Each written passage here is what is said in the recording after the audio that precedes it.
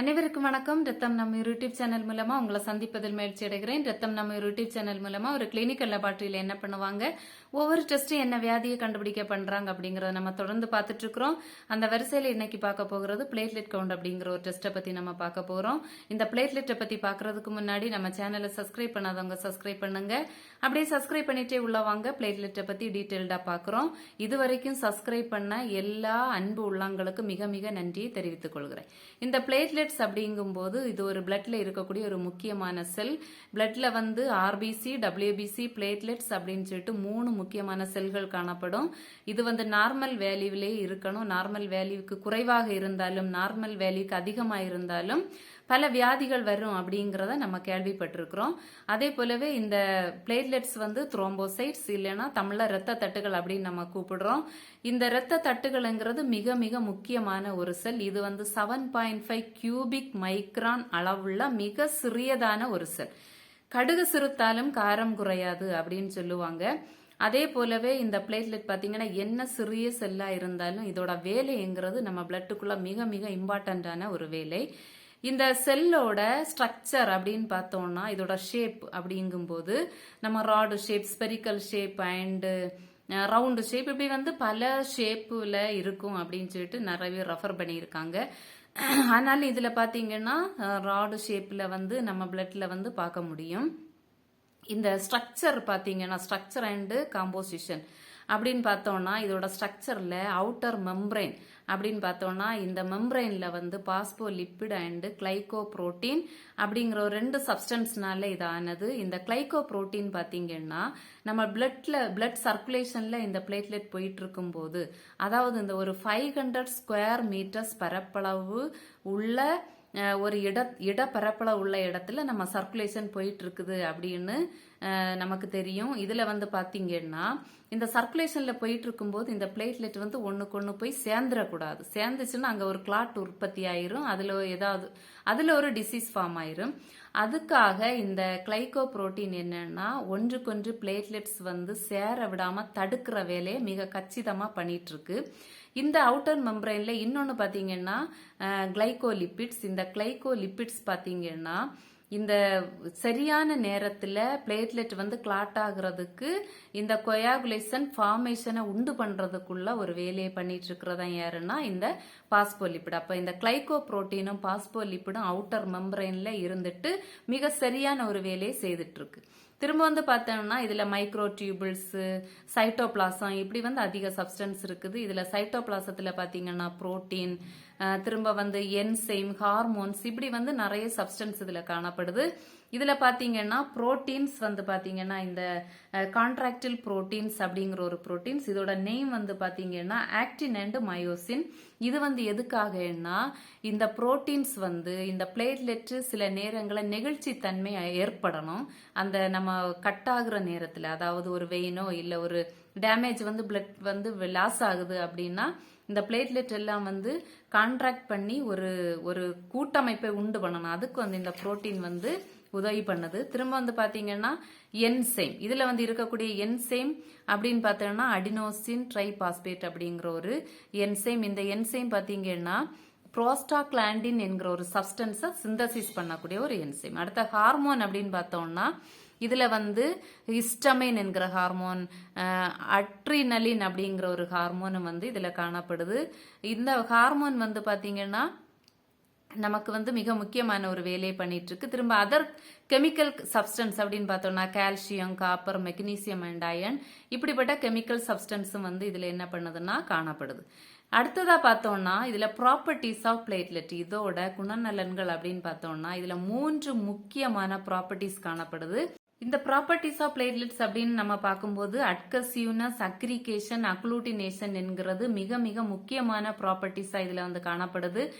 ஏன்னா நமக்கு வந்து பிளட் வந்து அதவா ஒரு கட் ஆயிடுச்சுனாலோ இல்ல வந்து வேற ஏதாவது ஒரு டேமேஜ் எண்டோதீலியல் சர்ஃபேஸ்ல ஆயிடுச்சுனாலோ இந்த பிளட் வந்து நமக்கு வந்து நார்மலா பிளேட்லெட் வந்து இருந்துச்சுன்னா தான் சீக்கிரமா வந்து ஸ்டாப் ஆகும். இதுல ஒவ்வொரு பிளேட்லெட்டுக்கும் இந்த அட்கசிவ்னஸ், அக்ரிகேஷன், அக்ளூட்டினேஷன் ஒன்றுக்கொன்று வந்து அட்கசிவ்னஸ் பக்கத்தில் வரணும், அக்ரிகேஷன் ஒரு கூட்டமைப்பை ஒன்று உண்டு பண்ணணும், அக்ளூட்டினேஷன் இது வந்து சேர்ந்து பிடிக்கணும். அப்பதான் வந்து நம்ம பிளட் லாஸ் வந்து தடுக்கப்படும்.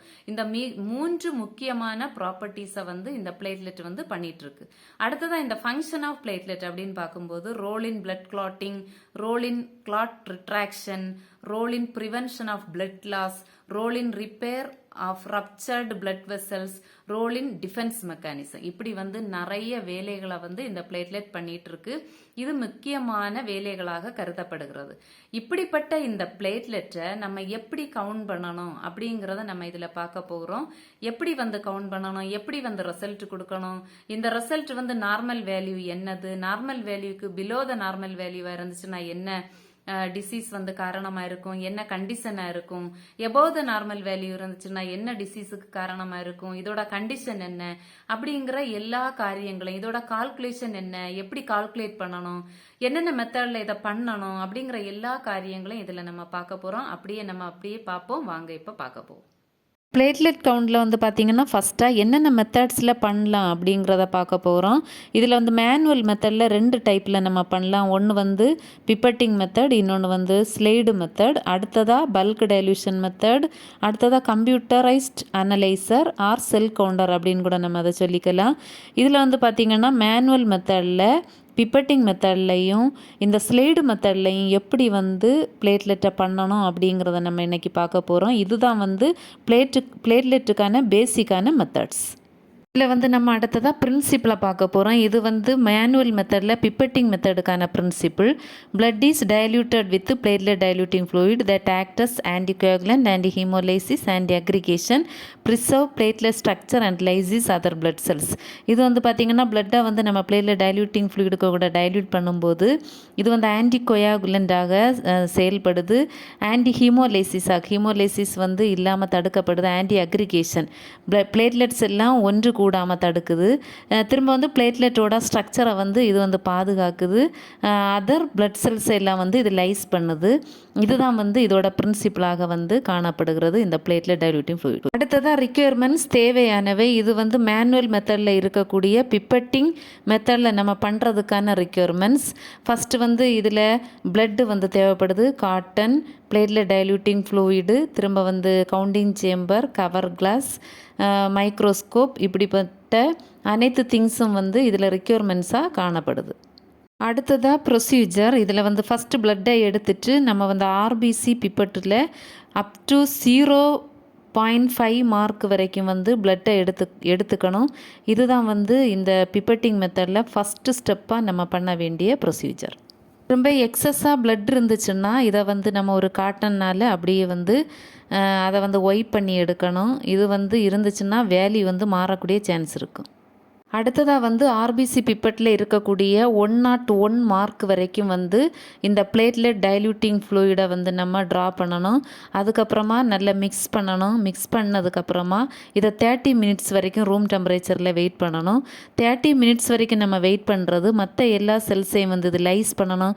பிளேட்லெட்டை மட்டும்தான் நமக்கு வந்து இது ஃபோக்கஸ் பண்ணணும். அதுக்காக அடுத்ததாக டைல்யூட் பண்ணி வச்சுருக்கிற இந்த பிளட்டை வந்து நம்ம கவுண்டிங் சேம்பரில் சார்ஜ் பண்ணணும். சார்ஜ் பண்ணும்போது இந்த கவர் கிளாஸுக்கும் சேம்பருக்கும் இடைப்பட்ட பகுதியில் வந்து நம்ம சார்ஜ் பண்ணணும். சார்ஜ் பண்ணதுக்கு அப்புறமா இந்த கவர் கிளாஸ் வந்து கரெக்டான பொசிஷனில் நம்ம கொஞ்சம் வந்து இழுத்து வைக்கணும். இதுதான் வந்து சரியான பொசிஷனாக இதில் வந்து காணப்படும். கடைசியாக மைக்ரோஸ்கோப்பில் வந்து 45x மேக்னிஃபையிங் ஆப்ஜெக்டிவ் லென்ஸில் வந்து நம்ம இதை ஃபோக்கஸ் பண்ணிக்கணும். இந்த ஃபோக்கஸ் பண்ணதுக்கு அப்புறமா இதில் எவ்வளவு நம்பர் ஆஃப் செல்ஸ் வருது அப்படிங்கிறத நம்ம கால்குலேஷன் பண்ணிக்கணும். ஃபோக்கஸ் பண்ண வேண்டிய லென்ஸ் வந்து 45x மேக்னிஃபையிங் ஆப்ஜெக்டிவ். அடுத்ததாக கவுண்ட் பண்ணும்போது நம்ம ஒரு சேம்பரில் 9 ஸ்கொயர் mm இருக்கும் டோட்டலாக. இதில் வந்து ஒரு சென்ட்ரல் ஸ்கொயர் ஆர்பிசி கவுண்ட் பண்ணி எடுக்கக்கூடிய அந்த ஏரியாவில் அந்த சென்ட்ரல் ஸ்கொயர் மொத்தமாக நான் ரவுண்ட் பண்ணி காட்டியிருக்கிறேன், அதை மொத்தமாக கவுண்ட் பண்ணணும். ஆர்பிசிக்கு இதில் தான் நம்ம 5 ஸ்கொயரை திரும்ப கவுண்ட் பண்ணுவோம். இதில் வந்து ஒரு சென்ட்ரல் ஸ்கொயரில் இருக்கக்கூடிய எல்லா பிளேட்லெட்ஸையும் வந்து கவுண்ட் பண்ணி எடுத்துக்கணும்.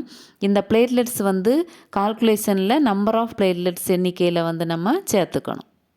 அடுத்ததாக கால்குலேஷன், இது பிப்பட்டிங் மெத்தடுக்கான கால்குலேஷன். இதில் number of cells into dilution factor into depth factor whole divided by area counted. Number of cells வந்து நம்ம கவுண்ட் பண்ணி வச்சுருக்கிற 146 number of cells. Dilution factor வந்து இந்த ஆர்பிசி பிப்பட்டில் எடுக்கும்போது 1/200ங்கிறது டைல்யூஷன் ஆகும். அதற்கான டைல்யூஷன் ஃபேக்டர். அடுத்த டெப்த்துங்கிறது 1/10. இந்த வேல்யூவை வச்சு நம்ம ஒரு ஸ்கொயர் முழுவதும் கவுண்ட் பண்ணி எடுத்துருக்குறோம். அதுதான் ஏரியா கவுண்டட். இதில் வந்து எவ்வளவு வந்து நம்ம 146 நம்பர் ஆஃப் செல்ஸுக்கு கூட கால்குலேஷன் பண்ணணுமோ அந்த கால்குலேஷன் படி நம்ம எடுத்துக்கலாம். ஃபைனலாக வந்து 2,92,000 ரிப்போர்ட் கிடைக்கும். இதை வந்து 2.92 lakhsன்னு ரிப்போர்ட் பண்ணிக்கலாம். அடுத்ததாக ஸ்லைடு மெத்தடில் எப்படி இந்த பிளேட்லெட்டை நம்ம கவுண்ட் பண்ணணும் அப்படிங்கிறத பார்க்க போகிறோம். ஸ்லைடு மெத்தடுக்காக பிளட் ஸ்மியர் எடுத்து அதை லீஸ்மன் ஸ்டெயினால் ஸ்டெயின் பண்ணி ரெடி பண்ணி வச்சுக்கணும். இதில் வந்து எப்படி ஸ்மியர் எடுக்கிறது, ஸ்டெயின் பண்ணுங்கிறத டிஃபரன்ஷியல் கவுண்ட் அப்படிங்கிற ஒரு வீடியோ வந்து நான் போட்டிருப்பேன், அதை பார்த்துக்கோங்க. நம்ம வந்து ஸ்லைடை ரெடி பண்ணி வச்சதுக்கப்புறமா அதை வந்து மைக்ரோஸ்கோப்பில் ஃபோக்கஸ் பண்ணணும். ஃபோக்கஸ் பண்ணும்போது ஆர்பிசி, டபிள்யூபிசி, பிளேட்லெட் அப்படி 3 செல்லுமே நமக்கு ஃபோக்கஸ் ஆகும். இதில் எப்படி பிளேட்லெட் ஃபோக்கஸ் ஆகுதுன்னா சின்ன ஒரு வயலட் கலரில் சின்ன டாட்டா வந்து ஃபோக்கஸ் ஆகுது. இப்படிப்பட்ட நான் மென்ஷன் பண்ணியிருக்கேன். இதில் இப்படிப்பட்ட செல்ஸை வந்து நம்ம அப்படியே வந்து கவுண்ட் பண்ணி எடுத்துக்கணும். இதில் ஒரு மேக்ஸிமம் 10 ஃபீல்டு வரைக்கும் நம்ம நம்பர் ஆஃப் செல்ஸை கவுண்ட் பண்ணி எவ்வளவு நம்பர் ஆஃப் செல்ஸ் வருது, ஒவ்வொரு ஃபீல்டுக்கும் எவ்வளவு வருது அப்படிங்கிறத கவுண்ட் பண்ணி 10 ஃபீல்டு வரைக்கும் நம்பர் ஆஃப் செல்ஸை கவுண்ட் பண்ணி எடுத்துக்கணும். அடுத்ததாக ஸ்லைடு மெத்தடுக்கான கால்குலேஷன். ஸ்லைடு மெத்தடுக்கான கால்குலேஷனில் பிளேட்லெட்டை வந்து ஸ்லைடில் ஒவ்வொரு ஃபீல்டில் வந்து நம்ம கவுண்ட் பண்ணி எடுத்துக்கணும். இதில் மேக்ஸிமம் வந்து பார்த்திங்கன்னா 10 ஃபீல்டில் கவுண்ட் பண்ணி எடுத்துட்டு அதை 10ஆல் வந்து டிவைட் பண்ணணும். இப்படி டிவைட் பண்ணும்போது ஒரு ஆவரேஜ் வேல்யூ கிடைக்கும். இந்த ஆவரேஜ் வேல்யூவுக்கு கூட 15,000 என்கிற ஒரு வேல்யூவை கொடுத்து நம்ம வந்து கால்குலேட் பண்ணணும். இதில் வந்து கிடைக்கிற வேல்யூ தான் இந்த பிளேட்லெட்டுக்கான வேல்யூவாக வந்து நம்ம ரிப்போர்ட் பண்ணலாம். இந்த 15,000 என்கிறது எந்த கால்குலேஷன் அடிப்படையில் நம்ம எடுத்துருக்குறோம் அப்படின்னு பார்த்தோம்னா, each platelet in an average field represents approximately 15,000 platelets per microlitre. நம்ம இந்த ஆவரேஜ் ஃபீல்டில் நம்ம கவுண்ட் பண்ணக்கூடிய ஒவ்வொரு பிளேட்லெட்டும் பெர் மைக்ரோலிட்டரில் இருக்கக்கூடிய 15,000 பிளேட்லெட்ஸுக்கு சமம் அப்படிங்கிறதா நம்ம இந்த மெத்தடில் கொடுக்கக்கூடிய கால்குலேஷனுக்கான முக்கிய பாயிண்ட்டு. இதன் அடிப்படையில் நம்ம இந்த ஸ்லைடு மெத்தடுக்கான கால்குலேஷனில் பண்ணிக்கலாம். அடுத்ததான் result and normal value. Result பார்த்திங்கன்னா நம்ம கால்குலேஷன் படி 2.31 lakh cells per cubic mm இல்லைனா செல்ஸ் பர் மைக்ரோ லிட்டர் அப்படின்னு கூட கொடுத்துக்கலாம். Normal value 1.52 4 lakhs per cubic mm இல்லைனா மைக்ரோ லிட்டர் அப்படின்னே கொடுத்துக்கலாம். அடுத்ததாக நம்ம என்னென்ன ஃபிசிக்கல் வேரியேஷன்னால் பிளேட்லெட் வந்து சேஞ்ச் ஆகலாம் அப்படிங்கிறத பார்க்க போகிறோம். ஏஜ்னால், ஜெண்டர்னால், ஹை ஆல்டிடியூட்னால், ஆஃப்டர் மீல்ஸ்னால். இது வந்து காமனான காரியங்கள்னால தான் வந்து ஒரு சில வேரியேஷன் நிகழும். இதில் பார்த்திங்கன்னா ஏஜ்னாலேன்னா சின்ன பிள்ளைங்களுக்கு வந்து பிளேட்லெட் கம்மியாக இருக்க வாய்ப்புண்டு. ஜெண்டர் பொதுவாக பெண்களுக்கு வந்து மென்ஸ்ட்ரேஷன் பீரியட்லேயும் பிளேட்லெட் கம்மியாகலாம் வாய்ப்பு இருக்குது. ஹை ஆல்டிடியூடு உயரமான பகுதிகளில் போகும்போது பிளேட்லெட் இன்க்ரீஸ் ஆகிறதுக்கான வாய்ப்புண்டு. ஆஃப்டர் மீல்ஸ் சாப்பிட்டதுக்கப்புறமா ஒரு சிறியதாக பிளேட்லெட் வந்து இன்க்ரீஸ் ஆகிற வாய்ப்புண்டு. இது வந்து டிசீஸ் கிடையாது, இது காமனான மாற்றங்களை கொண்டு வரலாம். அடுத்ததாக clinical significance, pathological variation, thrombocytopenia, thrombocytosis, த்ரோம்போசைத்தீமியாங்கிறது பிளேட்லெட் அப்நார்மல் கண்டிஷன் என்கிறதை குறிப்பிடுவதற்கான கண்டிஷன்ஸ். த்ரோம்போசைட்டோபீனியா எங்கும்போது decreased in platelet count. Normal வேல்யூவை விட பிளேட்லெட் கவுண்டு கம்மியாக இருந்துச்சுன்னா இந்த த்ரோம்போசைட்டோபீனியா என்கிற ஒரு கண்டிஷன் இருக்கும் அப்படிங்கிற சொல்லுவோம். நான் குறிப்பிடப்பட்டுள்ள இவ்வளவு டிசீஸோட நேம் வந்து த்ரோம்போசைட்டோபீனியா இருந்துச்சுன்னா வரக்கூடிய வாய்ப்பு இருக்குது. த்ரோம்போசைட்டோசிஸ் அப்படின்னா increased in platelet count. Normal வேல்யூவை விட பிளேட்லெட் கவுண்ட் அதிகமாக இருந்துச்சுன்னா த்ரோம்போசைட்டோசிஸ் என்கிற கண்டிஷன் வந்து வர்றதுக்கு சான்ஸ் இருக்குது. இதில் வந்து குறிப்பிடப்பட்டுள்ள இவ்வளவு டிசீஸும் வந்து த்ரோம்போசைட்டோசிஸாக இருந்துச்சுன்னா வரக்கூடிய வாய்ப்பு இருக்குது. இதில் இப்படிப்பட்ட வியாதிகளுக்கு த்ரோம்போசைட்டோசிஸ் கண்டிஷன் கூட வாய்ப்பாக அமையலாம். கடைசியாக த்ராம்போசைத்தீமியாங்கிற condition, this is the condition with persistent and abnormal increased in platelet count. நான் இன்க்ரீஸ் ஆகிறது வந்து அளவுக்கு அதிகமான இன்க்ரீஸாக இருந்துச்சுன்னா இந்த த்ராம்போசைத்தீமியா கண்டிஷன் இருக்க வாய்ப்பு இருக்குது. Carcinoma, Kronig leukaemia, Hodgkin's disease, இந்த கேன்சர் கண்டிஷனுக்கு, இரத்த புற்றுநோய்க்கு, இப்படிப்பட்ட காரணங்களுக்கு வந்து இந்த த்ராம்போசைத்தீமியா கண்டிஷன் இந்த வேரியேஷனுக்கு இருக்க வாய்ப்பு இருக்கலாம். இவ்வளோ தாங்க பிளேட்லெட் கவுண்டுக்கான எக்ஸ்பெரிமெண்ட். இதில் வந்து நம்ம எப்படி என்னென்ன மெத்தடில் பிளேட்லெட்டை பண்ணணும், கால்குலேஷன் பண்ணணும், ஃபிசிக்கல் வேரியேஷன்னா என்ன, பேத்தாலஜிக்கல் வேரியேஷன்னா என்ன, நார்மல் வேல்யூ என்ன, இப்படி எல்லாமே பார்த்துருக்குறோம். மீண்டும் இன்னொரு லெபார்டரி வீடியோவுடன் அடுத்த வாரம் சந்திக்க விரும்புகிறேன். அது வரைக்கும் உங்களிடம் விடைபெறுகிறேன். ஓகே, பாய்.